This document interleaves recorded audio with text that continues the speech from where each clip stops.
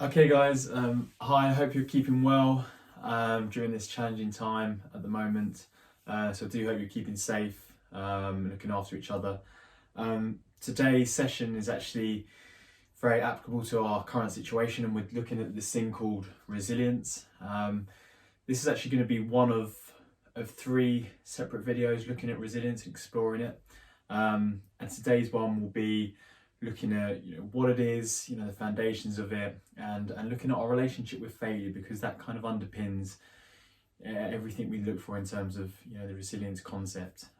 So ultimately we'll begin with what it is. It might be something that you've come across before. It's a bit of a buzzword in sports psychology, and traditionally it's this idea to bounce back and to keep going no matter what.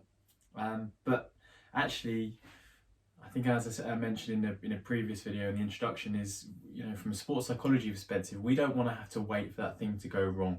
We want to go out there and be in the most resilient position that we can be, and to do that we need to get proactive with it.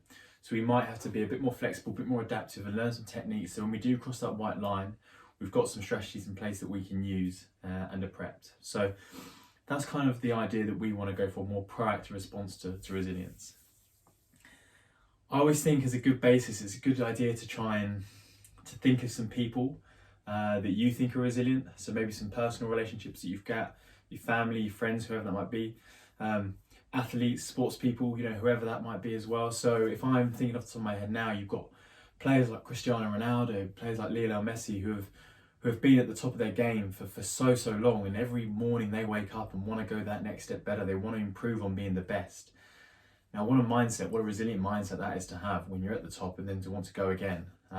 Players like Raheem Sterling, who, within England, who's played for different big clubs, gets booed wherever he goes to. Even when he puts on the England shirt, he still gets booed when he gets on the ball. The ability to be resilient and stay strong because of that as well is something that's very difficult as well, but something that when you gain the experience of doing it, you become more robust in dealing with it. So if you step away from that and look for last summer during the cricket season, when you're out there, you've got a number of fielders in and around the bat, and you've got to go there and survive overs, and battle against people giving you a bit of chat, a whole nation against you. That it's a challenging thing to do. You've got to be resilient to stay in that.